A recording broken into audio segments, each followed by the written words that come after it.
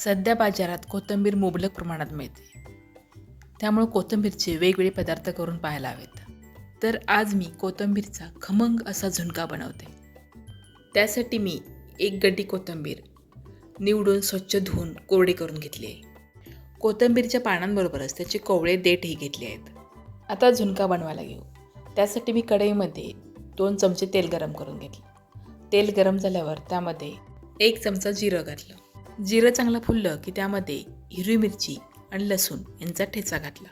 हा ठेचा बनवण्यासाठी 3 हिरवी मिरची आणि 6 ते 7 लसूण पाकळ्या खलबत्त्यामध्ये जाडसर कुटून घेतल्या. आता 1 ते 1.5 मिनिटांसाठी हा ठेचा आपल्याला मंद गॅसवर परतून घ्यायचा आहे. त्याचा कच्चेपणा घालवायचा आहे. आता लसूण मिरची छान परतून झाली की फोडणीमध्ये 1 मध्यम आकाराचा कांदा बारीक चिरून घातला. आता कांदाही आपल्याला छान मऊ होईपर्यंत मंद गॅसवर परतून घ्यायचा आहे. कांदा छान परतून झाला की त्यामध्ये पाव चमचा हळद आणि चवीनुसार मीठ घालायचं. आता हळद आणि मीठ कांद्याबरोबर 1 मिनिटांसाठी परतून घ्यायचं आहे.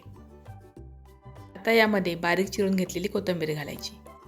आता 2 ते 3 मिनिटांसाठी कोथिंबीर छान परतून घ्यायची, कारण यामध्ये आपण पाणी घालणार नाही. फक्त वाफेवर आपल्याला ही कोथिंबीर शिजवून घ्यायची आहे. त्यासाठी 2 ते 3 मिनिटं छान परतून घ्यायची, म्हणजे कोथिंबीर चांगली मऊ होईल. आता पहा, कोथिंबीर बऱ्यापैकी शिजली आहे. मगाशी आपण जेव्हा कोथिंबीर कढईमध्ये टाकली तेव्हा कढई भरून कोथिंबीर दिसत होती, पण आता ती शिजल्यामुळे अर्ध्यापेक्षा कमी झाली आहे. आता इथे कोथिंबीरवर थोडासा पाण्याचा शिडकावा मारायचा, म्हणजे साधारण 2 चमचे पाणी घालायचं आणि झाकण ठेवून मंद गॅसवर फक्त 1 ते 1.5 मिनिटांसाठी वाफ आणायची, म्हणजे कोथिंबीरचा पूर्ण कच्चेपणा निघून जाईल. आता झाकण काढायचं आणि पुन्हा तळापासून एकदा कोथिंबीर हलवून घ्यायची. आता आपल्याला कोथिंबीरमध्ये बेसन घालायचं आहे. मी ते 1 जोडी कोथिंबीर घेतली होती, त्यासाठी 1 वाटी बेसन घेतलं आहे. पण मी एका वेळी सगळं बेसन कोथिंबीरमध्ये घालणार नाही.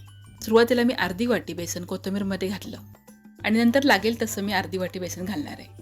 एकदमच सगळं बेसन घातलं तर कोथिंबीरमध्ये बेसन छान मिसळता येत नाही आणि त्याच्या गाठी तयार होतात. आता मी जे सुरुवातीला अर्धी वाटी बेसन घातलं ते छान कोथिंबीरमध्ये मिसळून घेतलं. 2 मिनिटांसाठी छान परतून घेतलं आणि ते एकजीव करून घेतलं. आता उरलेलं जे बेसन आहे ते मी कोथिंबीरमध्ये टाकलं आणि पुन्हा छान मिसळून घेतलं. आता इथे बेसनचं प्रमाण तुम्हाला जर जास्त वाटत असेल तर तुम्ही थोडंसं कमी करू शकता. आता बेसन कोथिंबीरमध्ये मिसळल्यानंतर कमीत कमी 3 ते 4 मिनटं आपल्याला हे मंद गॅसवर सतत परतत राहायचं आहे, कारण बेसनचा कच्चेपणा आपल्याला घालवायचं आहे. आणि जेवढं तुम्ही बेसन कोथिंबीरबरोबर परतून घ्याल तेवढा झुणका खमंग होणार आहे. आता बेसन आणि कोथिंबीर छान मिसळलं आहे, छान एकजीव झालं आहे.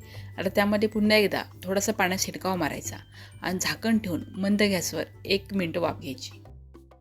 आता झुणक्याला छान वाफ बसली की झाकण काढायचं आणि पुन्हा एकदा तळापासून झुणका छान हलवून घ्यायचा की आपला मस्त तोंडाला चव आणणारा कोथिंबीरचा खमंग झुणका तयार आहे. झुणका खाताना त्यावर 1 चमचा कच्चं तेल घाला आणि तेल छान झुणक्यामध्ये मिसळून घ्या. मग बघा या झुणक्याची चव अजून किती वाढते. तर असा हा झटपट बनणारा खमंग कोथिंबीरचा झुणका तुम्हाला कसा वाटला मला कमेंट करून नक्की सांगा. व्हिडिओला लाईक आणि शेअर करा. चॅनलवर नवीन असाल तर सबस्क्राईब करा. धन्यवाद.